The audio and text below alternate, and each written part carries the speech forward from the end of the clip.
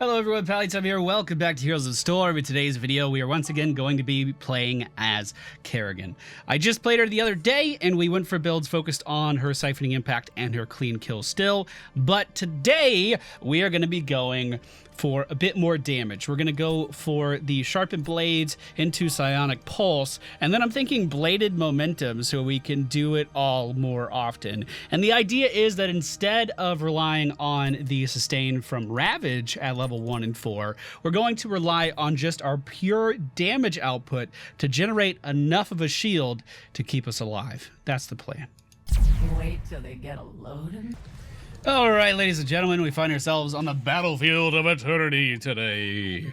The friendly team Sylvanas, Chromie, Kerrigan, Lily, and Tassadar.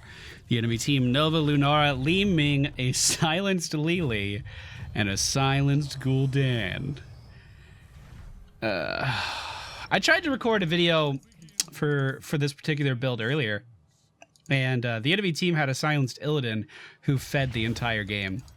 And I didn't show that video specifically for that. Like, I played well, we won, it was fine, but like all he did was feed, and there was no getting around it. So hopefully, even though, you know, maybe they've been reported a little bit, hopefully they still put up a good fight. So Impaling Blades deals more damage at level 1. Impaling Blades is our skill shot stun on our W. The combo is then pulling people into that with our E ability. And we're going to try to generate enough shields to keep ourselves alive in these fights. Now, versus this enemy team, that is going to be hard. So don't expect this to be a flawless match. Don't expect us to, like, live through everything. We're pushing with the Sylvanas up here, and no one on the enemy team has even fucking noticed. So this is great. We're just going to get a keep right at the start if they don't respond to this. And it doesn't look like they're responding to this. So, well, maybe they are now. I'm going to go ahead and just combo the wave. And then Ravage kill it real quick, because I want to keep this push going, because there's no reason not to, is basically my point. Just these two will not be able to push us out of here. In fact, I can probably get a kill on this Nova if they are not careful. I did it. Like, what are you doing? You got to respond to this. They just gave up a fort. And we're still pushing. They have to come back now, right? They have to. Or I guess I can get another kill on Lily here. Why are we stopping? Dude! Unbelievable! Blizzard, I'm almost master in quick match.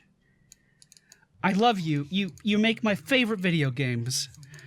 But in no way is this matchmaking on point if we just took a building like that. I'm sorry. It's not. Maybe they're just having an off day. I mean, we don't know. I don't know. Let's see if we can get a kill on this Lunara. Lunara's going to be pretty hard to combo, just because she has that base movement speed increase. Let's go ahead and we'll pick up Psionic Pulse here at level 4. This is going to allow me to deal area of effect damage to people like this Nova, who was just sitting there and letting me combo her. Okay, let's move in and let's focus on the objective a little bit, because the enemy is on top of theirs right now. We will have our full combo in just a second. Let's kill that Wisp so they can't see us coming. We do see them over there, and it looks like... I don't know. I think we could win this. Let's go ahead and put our stun right underneath it, and then we'll go back in with the Psionic Pulse, and we should be able to outrace them on this. So this build, not only do you not get as much health back with Ravage and have that lane pressure with that, but also you're going to be missing out on the mana return from Clean Kill and Assimilation Mastery quite a bit. So I don't know, we could have just gotten, no one wanted the regional gloves. I don't know if it's better. I just wanted to try it. I wanted to see if we could generate enough damage to survive, basically. So we are going to go for Bladed Momentum. Basic attacks reduce basic ability cooldown, so no longer does it reduce our heroic. But we're not even there yet. We're still working towards it. Sylvanas should be neck deep in this, disabling the towers as much as possible so this guy doesn't take damage. She was actually pretty late on that, so The Immortal is actually quite vulnerable and died already. Bit of a misplay on our part, but, you know, we got to give him a little bit of room to come back because that top lane earlier was just kind of disgusting. Just waiting on cooldowns, and then I fully intend on jumping back in here, especially if they continue to push up because they are all very low. I'm going to ping that I'm on my way, and I don't want anyone to leave, but it looks like everyone's kind of leaving. I'm going to go in on this because there's no reason not to. We don't even need the stun, do we? We needed the stun. Shit. I should have just comboed. I didn't think we needed it. I thought the pulse from Silent Pulse would be enough. So, Silent Pulse, what it is it's AoE damage every time we use our E ability. It lasts for 5 seconds. The cooldown baseline is 10 seconds, however. So, you get half the cooldown as this just pulsing AoE. And, of course, this AoE will also be generating a shield for you because of Assimilation, which is your trait. So the idea is we want the battle momentum just to try to keep this AoE pulsating as long as humanly possible. Because if it falls off, which it will by default, we're not going to be generating that shield that we need in the middle of these team fights in order to kind of sustain and live through everything. Now the enemy team is soaking XP better than us up top. They are doing the right thing up there. But I think we'll be fine if we just continue to pressure this. I think we could get the building. We are about a whole level ahead. But whatever. There's an objective spawning, so we can back up. I would love to kill the enemy team on the rotate if we were to sit somewhere like right here and kind of group with our team. But as you can see, they just kind of left. They kind of went everywhere. So let's just go on the offensive. We should be able to keep the pulse up all of the time, I think. So yeah, it's pretty close on stationary targets like this. So that's a pretty substantial damage increase. And this is better than Burning Rage, which is a talent that a lot of warriors have, because this damage on our E will continue to scale up throughout the course of the game. We need to defend this, and I see no reason not to engage really hard right here on this Gul'dan, who we were able to combo and deal a pretty substantial amount of damage to. Now I'm just going to back out and then re-engage with this Ravage. Let's see if I can combo when they go around the corner. Yep, I got her. I got her. Ravage is up. Let's kill Gul'dan. Come on. Oh, no, no, no, no, no, no, no. I don't want it. I don't want it. You can have it. Take it back. Take it back. We have to deal damage if we want to live. Oh, shit. Team. We were able to pick up one more kill just from pure damage output, generating that shield for us to live through. But I couldn't stay alive through any more of it. That was completely my fault, though. I overextended so far chasing after that Gul'dan. 100% my fault. We do have a significant numbers advantage, and we should be using that right now. By going back to heal, we basically allow the enemy team to just respawn and do the same thing. They're coming back at 100%. We're coming back at 100%. And I do think they have a bit more damage output for the race as well. So we'll see. We'll see how this goes. I popped everything. How are we doing? I think we got it, but it's just barely. So this guy isn't going to be very strong. We need to all go bottom. Everyone, especially our Sylvanas. She needs to be bottom. Let's combo here. Beautiful. And then we need to just push with this as hard as we can. We are going to go for Maelstrom for that AoE pulsating damage as well as the shield that it generates. I was being body blocked, so I had to Ravage there. Good mind control. I love mind control. Mind control's so fucking good. Everybody hates on me every time I take mind control. I love it. I absolutely love it. So again, we just want to use our E to generate the pulsating damage so we can deal more with that. Let's go ahead and Ravage this Lunara. Can I combo this? I can combo that. Yeah! And then we pop her ult. Deep! Ah! I'm going so deep for these. I'm just so confident. I need them to keep me alive. It's important. Come on, Gul'dan. You know you want to take a step forward. Come on, Gul'dan. You know you want to take a step forward, Gul'dan. Yes! Oh, there we go. I was going to say no follow-up at all. Not even an auto attack.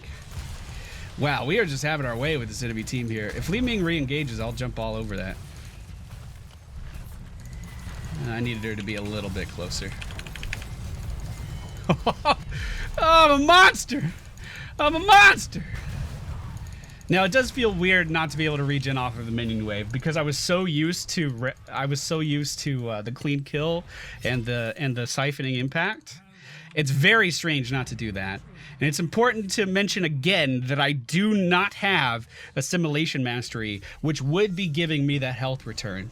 But our pure damage output, like basically we're going glass cannon, even though we are generating shields, but our pure damage output is high. It's really high. So is that a trade-off? I mean, that people should do? I mean, I think it comes down to preference as of right now.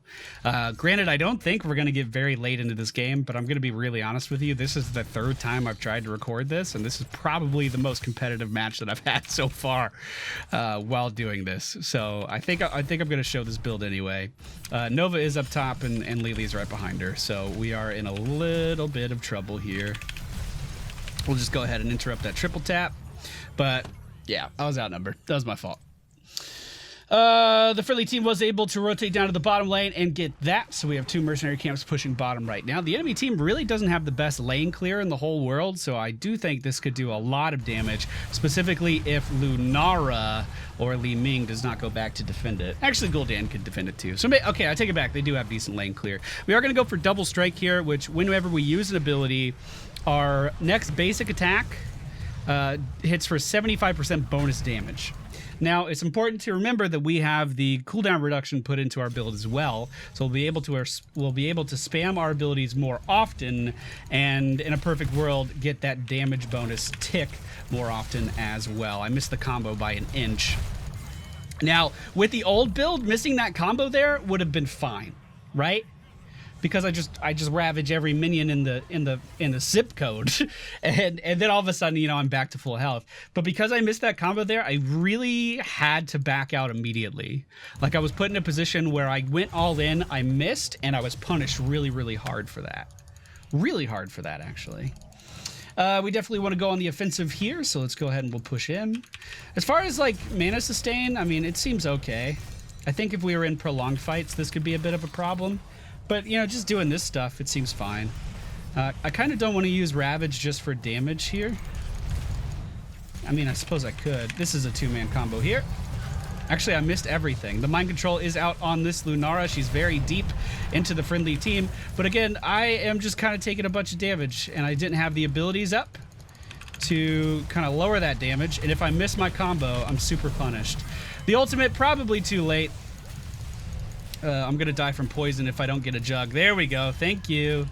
Thank you. Unfortunately, the friendly team's starting to kind of get ripped apart here. Can we re-engage in any capacity? I think we can here. And then we'll drop that stun right there. Oh, I was hoping it would cut off the Nova. No, it wasn't enough. It wasn't enough. Wow. So this is turning into a build that you have to be extremely comfortable with Kerrigan to pull off. Because if you miss your combo, you don't have any shields to lead into this fight with. This will change a little bit at 16, because at 16 we are going to go for aggressive defense, which increases the shield amount gained by assimilation by 100%. But we will not have assimilation mastery, which increases the duration of the shields. So maybe going all in for this cooldown reduction was a little bit too much. I could have, I think, gone for assimilation mastery here, or assimilation mastery, which would give me that shield that I could kind of stack up before these team fights and then go in with. As it is right now, very, very risky build. Extremely risky. Here's a combo on Gul'dan and on the enemy team's Lily. The team doesn't really seem to be following up with me too much, but that can't stop me. I kind of have to keep going in. Because if I don't, I die. Oh, I actually missed the combo, but she walked back into it. And we're going to get a nice quadra kill there. Very nice quadra kill, if I do say so myself. But again, as these shields are on me right now, I'm not doing any passive healing. It all has to come from our supports. So I think I would only do this if you're in like a duo queue, you're very confident in your Kerrigan ability, and you have a support who's going to be on top of you, like maybe an Uther, a Rhaegar, or a Karazim. Healers that are very easily able to bring someone back from basically complete death. I think that would combo really, really well with this build. Once again, we are going to go for aggressive defense here, just so while we're in these team fights, we're going to be generating a very significant shield. That will increase our sustain a lot. But again, at the start of a team fight, if we go in and we miss our stuff, we're punished very, very hard for that with this particular build. So I hope this will be enough of a trade. I could see this being very weak to poke comps. Like, for instance, a Li Ming or a Nova. Someone who kind of tries to deal a lot of damage to you from a very far range while you're getting into position. Hello. I almost ravaged over the wall for that. Kind of glad I didn't. Was that a mind control or did she walk in on her own? I didn't hear the mind control. Jugs are being used. There we go. Bring me back up, baby girl. Thank you. Let's go in this cooldown. That was an okay stun. I don't think I can do much more here. We can try to open up on this Nova, then engage on this Li Ming. I missed the combo. Ah! I went deep, but I really thought we were going to follow up a little bit more. We didn't, but well, whatever, that happens. I had decent sustain as long as I could continue jumping around with Ravage and killing those guys. And we could probably win the game right here. So, yeah, it's cool. Very all in. I'm trying to decide whether or not I would keep the battle momentum, and I don't think I would. I think I would take that out. But then, if you take out the battle momentum, you're not going to have the pulsating aura up all the time anyway, which is why you take the level 4 talent. So, if I take the battle momentum out, please rate the hero you played. Man, she's very good. If I take the battle momentum out, would I rather go for the Fury of the Swarm instead? And then just focus on the combo damage? With a sim? I don't know. Maybe we'll do one more Kerrigan video. The talents I used in today's video: Sharpened Blades. I forgot to show the stats, my bad. Level 1. Then Silent Pulse level 4. Bladed Momentum level 7. Into the Maelstrom. Into the Double Strike. Into the Aggressive Defense. And then I probably would have just gone for Nexus Blades here, just because we are increasing our auto attack damage with Double Strike. Having more auto attack damage is pretty good, and that slow just helps Kerrigan do everything she was doing anyway. Thank you all for watching. I hope you enjoyed, and I will see you all next time. Probably tomorrow. Okay, bye.